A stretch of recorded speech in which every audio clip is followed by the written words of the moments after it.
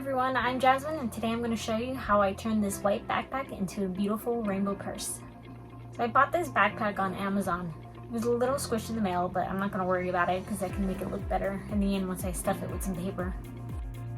For the design, I knew I wanted vertical rainbow stripes on a cloud, so I measured the length, then divided it into 6 equal measurements. I then used a ruler and a pencil to mark off where the lines would be. I also drew out a cloud shape along the bottom. Don't worry about the pencil lines because the paint will cover it up.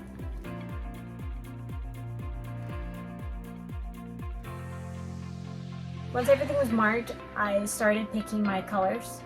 In any project where I'm painting faux leather, I use Angelus Leather Paint, which has dozens of colors to choose from. It's a great high quality paint. So I wanted a pastel rainbow for my bag.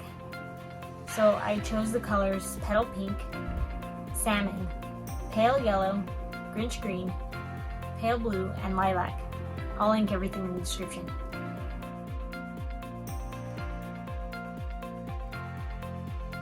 Using an angled paintbrush, I painted on one color at a time in thin layers. So with leather paint, it's important to paint in thin coats and let them dry thoroughly in between to get even coverage. Because if you paint the next layer too soon, you can end up thinning out the paint in certain sections and have these like spots where you can see the material through.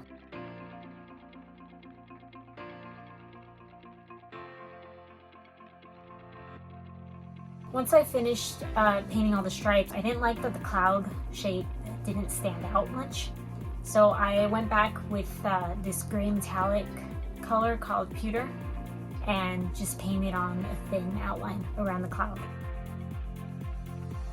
So since I wanted a quote on the bag, I needed a way to make sure that it was the right size and proportions for the cloud. So I took a picture of the purse and then uploaded it to Procreate. Played around with the quote, positioning it in a way that I liked on the cloud.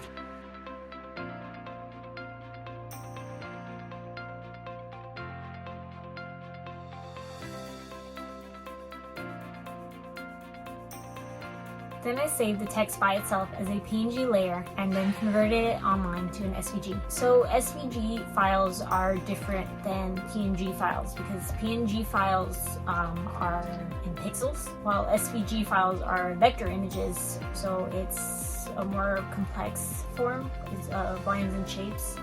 So basically what this means, if you're using it for a Cricut machine like I am, this will give you a clean, smooth cut on all those rounded edges, while PNG's Cricut will do its best to fix it, but it'll end up like very uneven and pixelated. I use this website called Convertio, which easily converts a PNG to an SVG file for simple images like this. Once the file is ready, I uploaded it to the Cricut design space and then used my picture as reference to get the quote in the right size.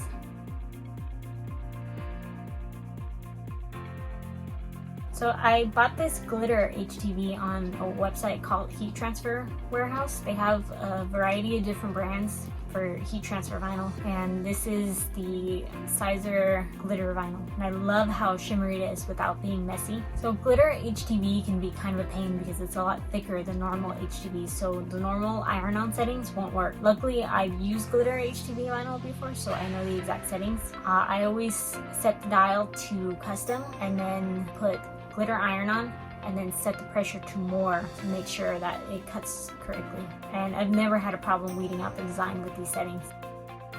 Since the quote is on this zip-up pouch, I put my wallet underneath it. That way I could have a hard surface to iron on the vinyl. For all iron-on projects, I love using my Cricut mini iron. So I turn on my iron to preheat on the lowest setting just to make sure I don't have any bubbling or melt the bag surface in any way. Once it was preheated, I lined up my design on the bag, put a piece of parchment paper on top just to give it some extra protection from the heat. So the process was very time consuming because glitter HTV usually needs a higher setting because it's so thick, but I didn't want to risk melting my bag or ruining it in any way, so I kept it on the low setting. But I continued to iron it on in 10-second intervals until the plastic came off easily, and then gave it one more pass on top just to make sure every little piece was glued down properly. The last thing was to stage it. I stuffed my purse with some extra packaging paper that I had for photo and shipping purposes, and ta-da! The bag was ready. So I am planning on listing this purse on our website, stargazerlilyboutique.com, but I'm only making the one, so get it while you can.